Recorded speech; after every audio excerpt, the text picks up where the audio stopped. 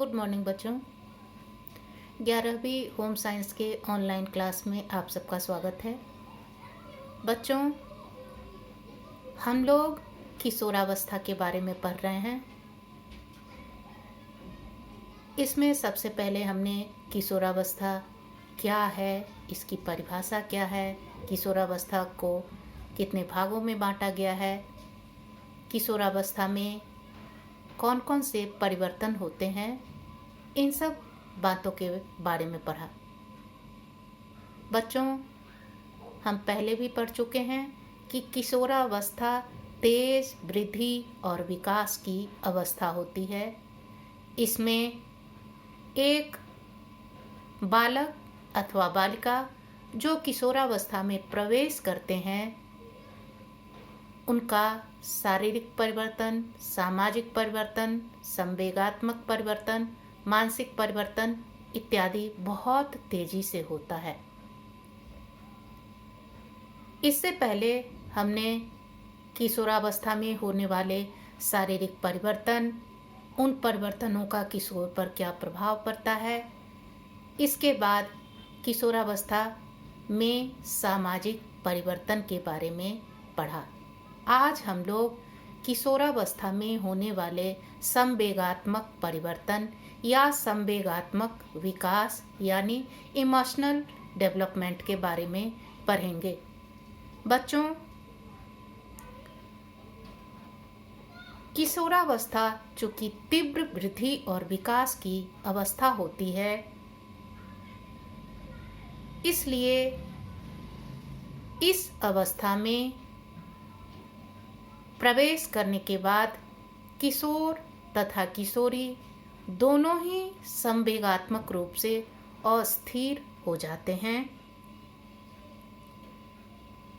यह एक किशोर अथवा किशोरी के लिए तनाव की अवस्था होती है, जिसका मुख्य कारण उनके शरीर में होने वाले हार्मोन्स की सक्रियता होती है।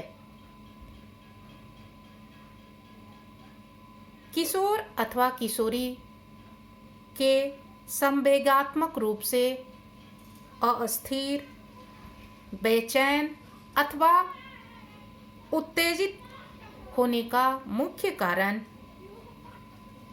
ग्रंथियों के परिवर्तन या अंतःस्रावी ग्रंथियों से होने वाले स्राव के कारण होता है। इतना ही नहीं, एक किशोर के शरीर में जब एकाएक बहुत सारे परिवर्तन एक साथ हो जाते हैं, जिसके कारण उसको अपने आसपास का परिवेश या वातावरण बदला हुआ लगता है,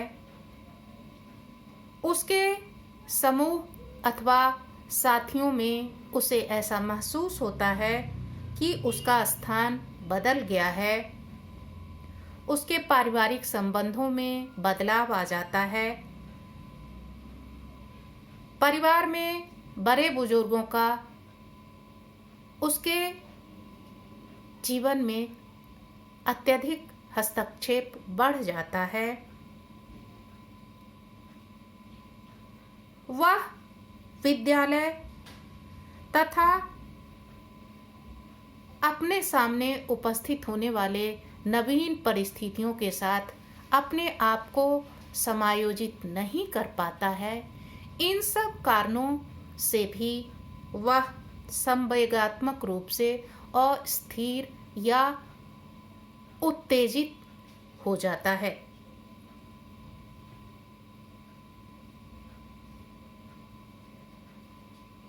इन सब कारणों से कभी कभी ऐसा भी होता है कि किशोर अत्यधिक उत्तेजित हो जाते हैं, उनका अपने संवेग पर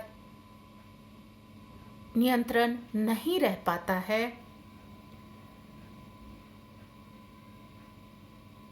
इस प्रकार की संवेगात्मक अस्थिरता या संवेगात्मक असंतुलन मुख्य रूप से आरंभिक किशोरावस्था में देखने को मिलता है।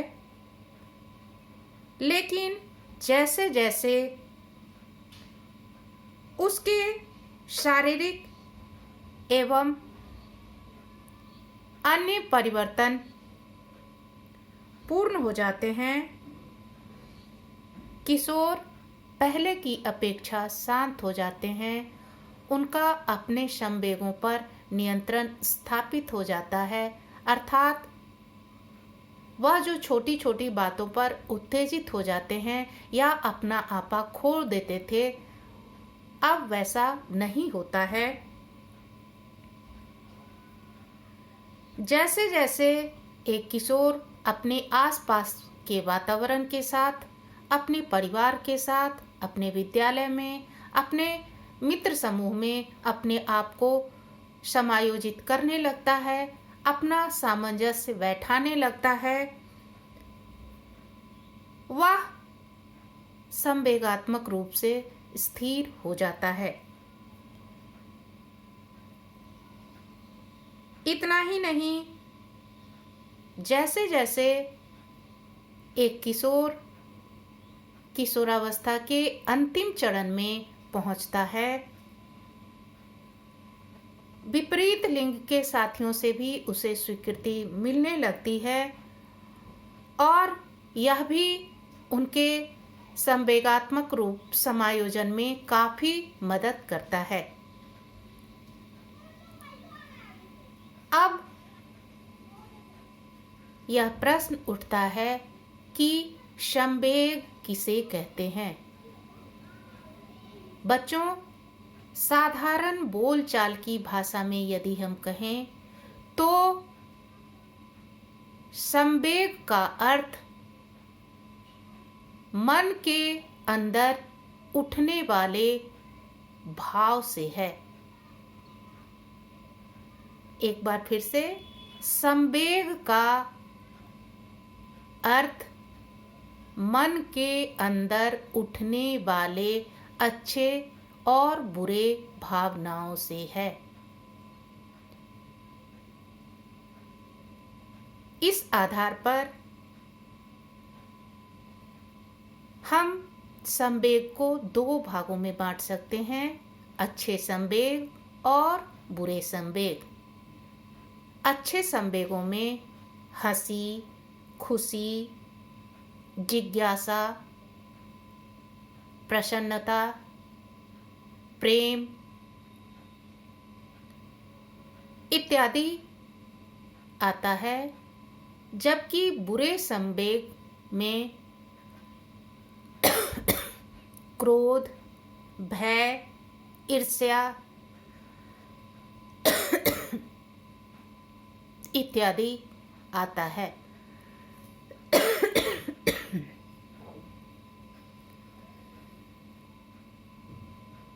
जब हमारे साथ कुछ अच्छा घटित होता है, जब हमारे साथ कोई अच्छा व्यवहार करता है, तो स्वाभाविक है कि हमारे मन के अंदर अच्छे विचार या भाव उत्पन्न होते हैं और इन अच्छे भाव को प्रकट हम अच्छे संवेग के रूप में करते हैं, जैसे खुश होकर, प्रसन्न होकर, किसी के साथ प्रेम प्रदर्शन करके। इसी तरह जब हमारे साथ कुछ बुरा होता है या कोई ऐसा कार्य जो हमारे मन के अनुकूल नहीं होता, तब हमारे मन के अंदर बुरे भाव या विचार उत्पन्न होते हैं, जिसको हम क्रोध, भय, ईर्ष्या इत्यादि के रूप में प्रकट करते हैं। इस प्रकार की स्थिति युवा अवस्था में यानी किशोरावस्था में ज़्यादा देखने को मिलती है, क्योंकि इस अवस्था में एक किशोर अथवा किशोरी संवेगात्मक रूप से अस्थिर होते हैं। इसलिए यदि उनके साथ या उनके मन की जब कोई बात नहीं होती, तो वे तुरंत ही बुरे संवेग का प्रदर्शन करते हैं। उनका अपने संवेग पर नियंत्रण नहीं रह पाता है, लेकिन यह स्थिति ज़्यादा देर तक नहीं होती। वे तुरंत ही शांत भी हो जाते हैं, अर्थात उनकी मनोवृत्ति जहाँ पहले क्रोध या गुस्सा की थी, थोड़ी देर बाद वह प्रेम में प्रदर्शित या प्रेम में दिखाई पड़ने लगती है। बच्चों, आज हम लोग कुछ प्रमुख संवेग जो किशोरावस्था में दिखाई पड़ते हैं उसके बारे में पढ़ेंगे। इसमें सबसे पहला संवेग है क्रोध, एंगर। यह किशोरावस्था में दिखाई पड़ने वाला सबसे प्रमुख संवेग है। किशोरावस्था में किशोर किसी भी बात पर जो उनकी इच्छा के विरुद्ध है या यदि उसे किसी कार्य के लिए रोका जाता है तो वे तुरंत क्रोधित हो जाते हैं। उन्हें ऐसा लगता है कि लोग अनावश्यक उसे बार बार टोकते हैं या वह जो चाह रहा है उसके विरुद्ध कार्य किया जा रहा है, इसलिए वे तुरंत क्रोधित या उत्तेजित हो जाता है। क्रोध की अवस्था में कई बार वह तोड़ फोड़ या सामान को भी नुकसान पहुंचाने की कोशिश करता है।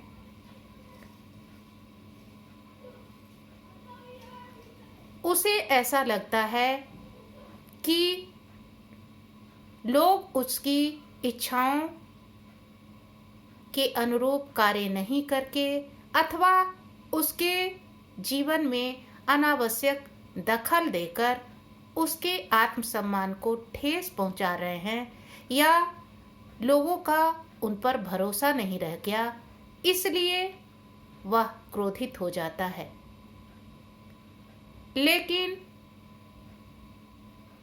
कि क्रोध की यह अवस्था ज़्यादा देर तक नहीं होती है। वे जितनी जल्दी क्रोधित होते हैं उतनी ही जल्दी शांत भी हो जाते हैं। दूसरा संवेग है भय यानी फियर।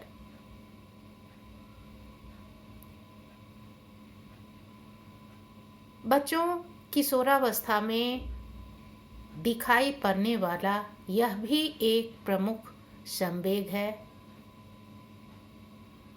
किशोरावस्था में चूंकि एक किशोर के शरीर में अचानक से बहुत सारे परिवर्तन तेजी से होते हैं, वह उन परिवर्तनों के लिए मानसिक रूप से तैयार नहीं होता है अथवा मानसिक रूप से उन परिवर्तनों को स्वीकार करने के लिए परिपक्व नहीं होता है। इस कारण इन परिवर्तनों को लेकर और इन परिवर्तनों के कारण अपने सामने उपस्थित होने वाले नवीन परिस्थितियों के कारण वह काफी भयभीत रहता है या भयभीत हो जाता है।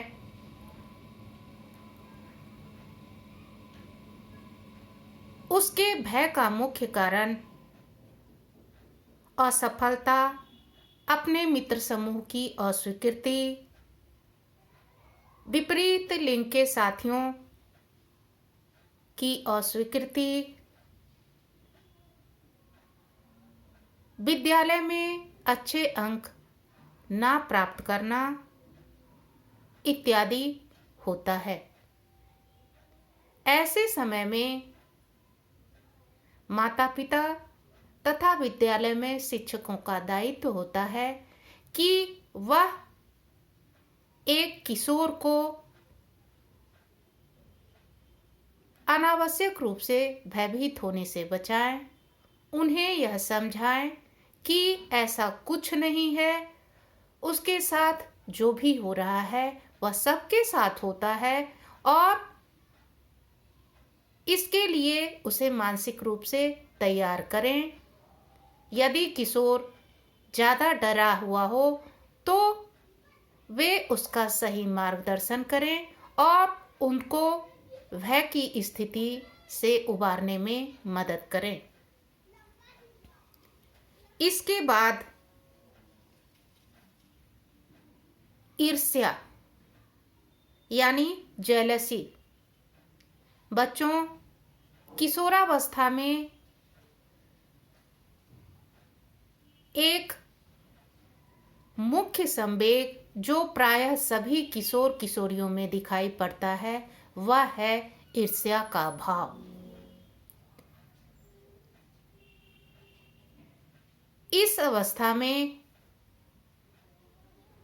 प्रत्येक युवा अपने मित्र समूह में एक दूसरे से हर मामले में अच्छा और योग्य दिखना चाहता है, चाहे वह खान पान हो, चाहे वह रहन सहन हो, पहनावा ओढ़ावा हो, बोल चाल हो अथवा अन्य किसी प्रकार की गतिविधि। इतना ही नहीं, यदि उसके समूह में कोई दूसरा सदस्य उससे अच्छा दिख रहा है और उसके समूह के अन्य सदस्य उसकी प्रशंसा या तारीफ करते हैं, तो वैसी हालत में वह उससे ईर्ष्या करने लगता है। इतना ही नहीं, वह उससे दूरी बनाने की कोशिश भी करता है। यह बात सिर्फ मित्र समूह में ही नहीं होती, कई बार घर परिवार में या विद्यालय में भी उसके उम्र के अन्य किशोर की यदि तारीफ कर दी जाए, उसकी प्रशंसा कर दी जाए, चाहे उसके पहनावे ओढ़ावे को लेकर, उसके रहन सहन को लेकर, उसके बोल चाल को लेकर, व्यवहार को लेकर या पढ़ाई लिखाई को लेकर, तो उसके मन में उसके प्रति ईर्ष्या की भावना जागृत हो जाती है। इसलिए इस अवस्था में यह चाहिए कि कभी भी एक उम्र के दो युवाओं, दो किशोर की तुलना एक दूसरे से ना की जाए, बल्कि उन्हें यह समझाया जाए कि प्रत्येक व्यक्ति का अपना व्यक्तित्व होता है और किसी को भी इससे परेशान होने की ज़रूरत नहीं है, बल्कि उसे अपने व्यक्तित्व को उभारने, अपने क्रियाकलापों को बढ़ाने, अपने आप को व्यवहार कुशल बनाने में उसकी मदद करनी चाहिए। इसके बाद जो संवेग आता है वह है जिज्ञासा।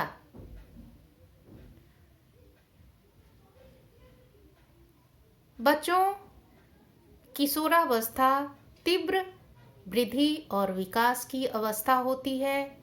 इसमें एक किशोर अथवा किशोरी के शरीर में बाह्य रूप से अथवा आंतरिक रूप से बहुत सारे परिवर्तन होते हैं और इन परिवर्तनों के कारण उनमें कुछ ऐसे गुण आ जाते हैं जो उन्हें एक दूसरे से अलग करते हैं।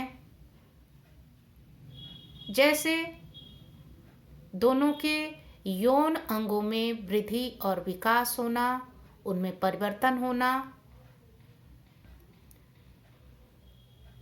इन परिवर्तनों के कारण मुख्य रूप से एक किशोर अथवा किशोरी के अंदर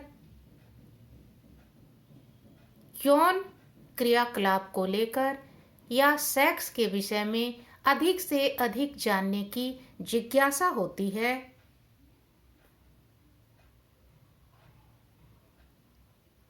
और यही वह समय होता है कि यदि किशोर अथवा किशोरियों को सही तरीके से यौन शिक्षा ना दी जाए तो वे पथ से भटक भी सकते हैं। इतना ही नहीं, शरीर के अन्य परिवर्तनों को लेकर भी उनके अंदर बहुत सारी जिज्ञासाएं होती है कि अचानक से उनके साथ यह क्या हो रहा है, इसका क्या परिणाम होगा, कहीं यह परिवर्तन उन्हें आगे चलकर कष्ट तो नहीं देगा। यदि इस समय उन्हें इन परिवर्तनों के बारे में सही सही जानकारी ना दी जाए, उन्हें यह समझाया ना जाए कि ये परिवर्तन अवश्यंभावी और जरूरी हैं, ये सभी के शरीर में होता है और इससे घबराने या विचलित होने की जरूरत नहीं है। धन्यवाद।